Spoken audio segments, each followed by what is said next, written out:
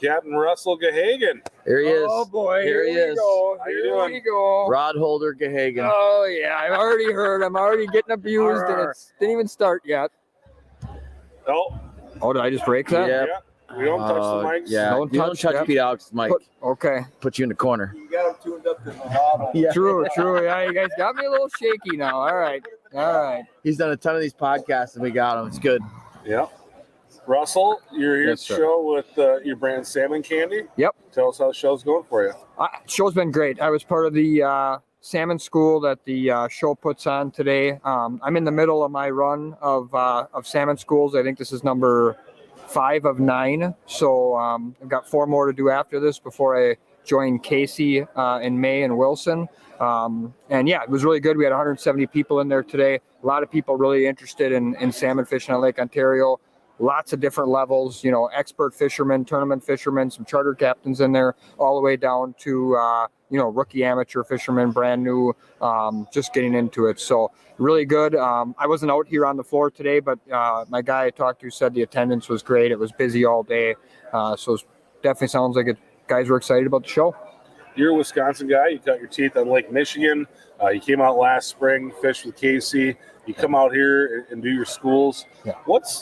Other than the rod holder thing, what do you see as like the big differences between fishing out here compared to fishing? You were a Sheboygan guy, right? Yep. Fishing out your home port in Sheboygan, Wisconsin. Watercolor. That's it, really. Other than that, the fisheries are very similar. The way we approach them and how we fish for salmon at home and how Casey fishes for salmon here, or mirror each other. The real difference is just watercolor. Back at home, Lake Michigan has basically 0 color left to it. It's blue water everywhere. It doesn't matter if you're on the shoreline or out in the lake, in the middle of the lake. Here on Lake Ontario, especially in that Wilson area, you have a bunch of color to the water. And then, even up the shoreline further east, if you're inside of that, 80, 100 foot range, you still have some color to the water. So it's a great disguise for fish. It's a great disguise for the bait. And what it means is your lure choices, the types of setups you use, those kinds of things are just going to be a touch different here than they're going to be at home. Can you go into that a little bit, like what that looks like as far as the differences compared to what you would fish on Lake Michigan and Sheboygan and that clear water to here with a little bit of dirt in it? Well, first and foremost, lesson number 1 Casey gave me, that he whipped me with a Telora rod right off the bat in the first 30 seconds I was in Wilson. He would do that. He does that, believe me. He loves to tell this story. So at home, I was, I will say, I was one of the guys that really innovated a lot of the stealth tactics we use, and particularly long leads behind downriggers. So I like to run a lot of 75 to 150 feet behind a downrigger with a spoon, flasher fly, meat, whatever. So I'm setting out the first rod in May last year, putting it out, and I've got it back there 50, 60 feet, and all of a sudden Casey looks at me and he goes, "What's that on the surface back there?" And I'm like, "That's my spoon." And he's like, no. He's like, "This is Wilson." He's like, "You can only see a couple feet down." He's like, "Bring that thing in here to 10 feet. So I reel it all the way to 10 feet. I'm thinking to myself, okay, whatever, wrap it up, put it on the release, get it down there. I didn't even get to grab my diver rod, and it's already off the ball with the 1K a day winner that day, the big king of the entire slam that day, 22 pounds and change or whatever on a salmon candy spoon. Casey was obviously 100% right, but it just took me a minute. Wait, what did you say? Casey was 100% right. I like that. Yeah. I wanted to know, did he share the money with you? No. Well, no, let me take that back. He shared the money all week because he bought supper all week. Okay. So he did. Yeah. In his defense, he definitely did. Your product.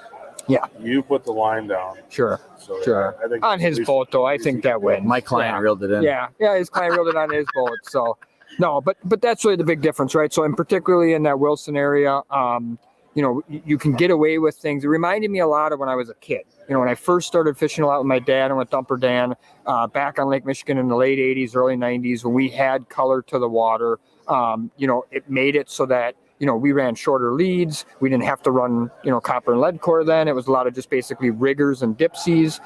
You'd run 6-8 foot leaders behind your dipsies. You can get away with all of that. And Wilson, if I use that term, I guess, get away with it because you have what I call the great disguise. You have color water. Obviously, the minute you get into some clear water, now you got to start to stretch things back. Now the long lines become more popular and all that kind of stuff. So really the other thing is color choice. You just use a lot of brighter stuff there than you would use in the clear water. And that's common. In clear water, you use a lot of natural stuff, blues and silvers, greens and silvers, yellows and silvers. but hence a lot of silvers. Here in Wilson, you know, you're going to use a lot of glow-in-the-dark stuff. You're going to use, you know, like carbons, real gaudy, contrasty stuff that's really going to get their attention. All right, you got anything else for him, Casey? And we'll get into salmon candy unless you got something good to add to that. No, I'm really excited to have him come out. He's going to be here for the whole month, or 27 days or 26 days, running the boat, you know, and I know he's got a lot of people from his schools coming out that he's actually going to be doing a seminar on the boat as he's chartering with them. So they're going to see the whole show. And, you know, I think it's a good thing he's doing. You know, no one really does the seminar. I mean, yeah, you can go on a charter, and I'm honest, Pete's honest what he's doing. We're not hiding anything. Rick's the same way. There's a lot of guys that are like, but there's some guys that you go on a charter, they don't want you to know what they're doing. You know, I don't know if I don't know why. I can assume why, but I won't get into that. But I think I'm looking forward to him coming out and, you know, spending some time with him again. He's a good dude. He's a good fisherman, great fisherman. He gets it. And at the end of the day, it's, you know, I learned a few things from him, you know. Yeah. That's high praise. I appreciate it. Yeah, it's tough to get it out of him, but when you get it, it's the right praise. Yeah. That's for sure. So we got a question here from Todd on Facebook. He wants to know, where is the next salmon school? Instead of giving us that, just give us what you have left in your schedule. Yeah, so next weekend I'm in Sheboygan, my home area. I've got a 2-day deal, a novice and advanced. The weekend after, I'll be in Ishpeming, Michigan, up in the UP. Then after that, I go to Grand Rapids, Michigan, and that's on the Saturday of the big show there. And then after that, I go to Harbor Springs, Michigan, and finish up in Superior, Wisconsin. All right. Is there like a home where people can go to see your schedule and sign up for your So classes? it's on my personal website, www.russellsfishingtech.net. And you can go on there, see the whole schedule, and be able to sign up for any of those classes. Russell has an awesome YouTube channel as well called Russell's Fishing Tech. If you're watching this, it's a good chance you probably have already been there and already seen it. But yeah, Russell does an awesome job with the YouTube. So if you're really looking for an education on how to get started into salmon fishing, that'd be a great place to start, is just go over to Russell's YouTube channel and check that out there. Again, you're here at the show representing Salmon Candy. Tell us about, you got some new stuff this year with Salmon Candy. Yeah, we got a bunch of new stuff as always. We brought out an 11-inch flasher, you know, fishing with Casey and being able to fish over here in New York. The 11-inch flasher is a big deal here. These guys fish a lot deeper regular than we do at home. The Michigan side also does, so the 11-inch flasher is used highly there. We're coming out with plugs. They're actually not ready yet, but they will be. We're painting them up now. We came out with some new color stuff. One of the things that really took off here on Lake Ontario last year and then was really good in Wisconsin was a color called the Songen's Bam, which was actually a color Casey and I put together, believe it or not, 5 or 6 years ago for this show. We made it in a chrome, a green, and a white originally, and now we've added a black and a chartreuse. And it was just so good that we had to put it in the lineup and add some more colors. And you know, The weird thing is, Song and Bam just walked by us. Did it Yeah. really? Yeah. The weird thing is it didn't work when we first made it. Yeah. I couldn't catch a fish on it. It was right colors, and leave it to Bob Songen, one of the greats. He got it to work. Yep. And last year I watched it work on our boat several times. Yep. You know? Yeah, we put the green one out in Wilson when we were out together, and there was multiple days. It was our best rod. So, and I agree with him. It was kind of just a weird deal. It was 5-6 years ago already. It was kind of quiet, and then all of a sudden, Songen just started blowing me up 2 years ago, and it's like, this is the deal. And we're like, well, we got to add it to the lineup. So, but yeah, we just got a lot going on with Salmon Candy. You know, we brought out some new color spoons that really took off. You know, our whole product line is seeing great success, and right now the big deal for us is just able to try to navigate the inventory part. This was the first show we've done now where we didn't bring inventory. For me, that's tough because I know all these guys. I love my customers here. I want to sell them stuff on the spot, but for us to really continue to grow as a business, you know, we need to focus on having the website full of inventory as often as we can. And then this year we've now added 9 dealers around the Great Lakes that are going to have our stuff, including 2 Lake Ontario dealers, 1 New York dealer and 1 Canadian dealer. So again, to be able to supply those guys, we need to be able to focus on building inventory, not necessarily hauling it around the countryside. So Yeah, very good. You know, you spent last spring out here with Casey. What did that do? I mean, you guys kind of talked a little bit about how the fishing was different, but what did that do as far as what you brought to Salmon Candy? What did you learn that you could bring to that brand and building different baits and lures for people to catch fish? What did you see doing that work that kind of changed some of that.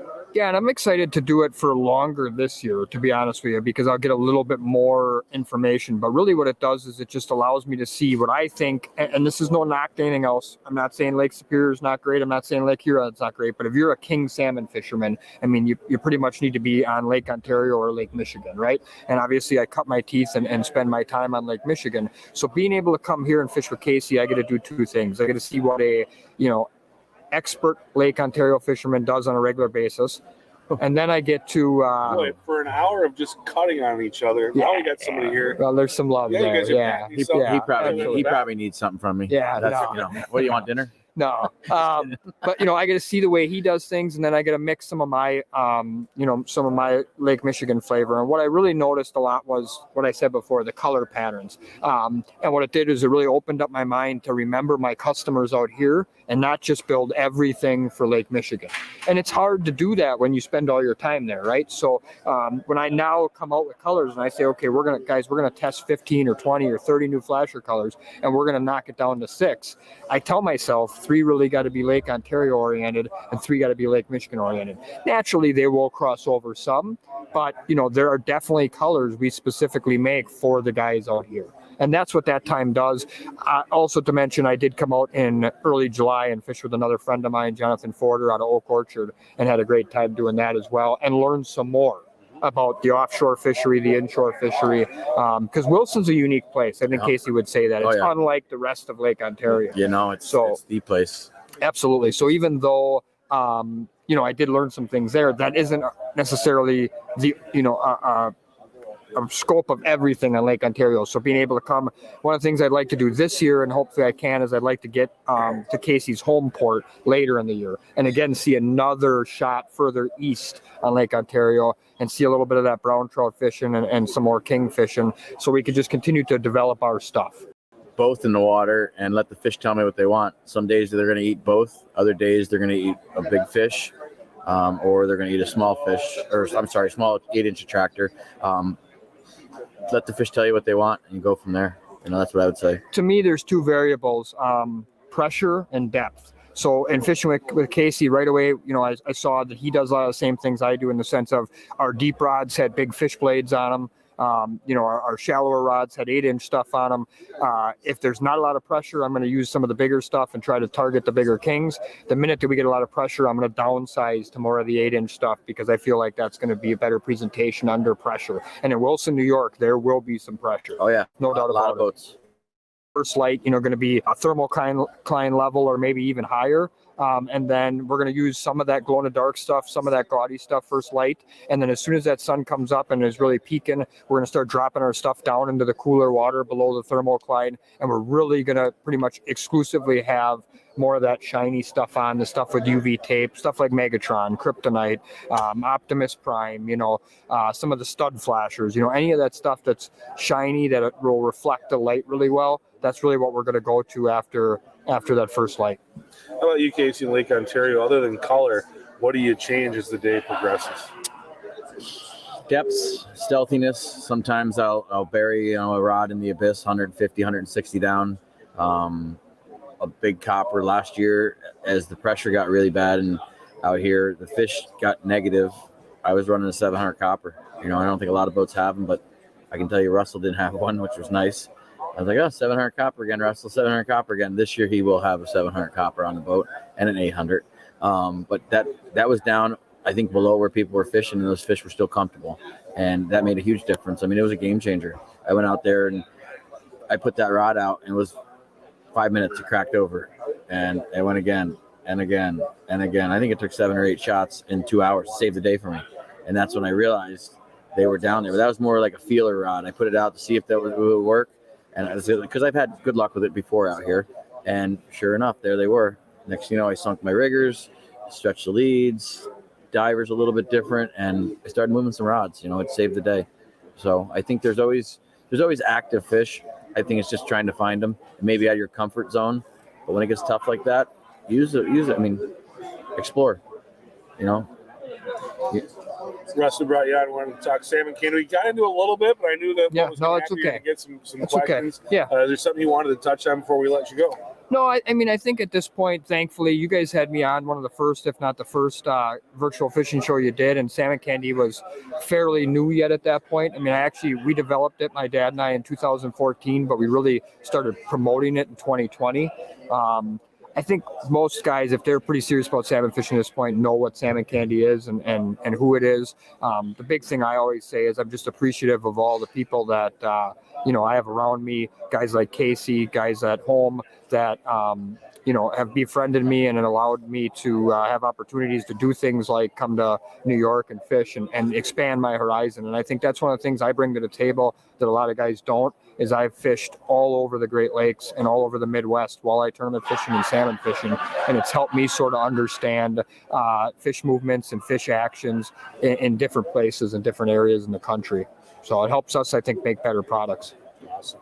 Yeah. Russell Gahagan, thanks for coming on the show. Look forward to seeing you See you, again. buddy. Yeah, it's fun. Good to Thanks see you for guys. coming on.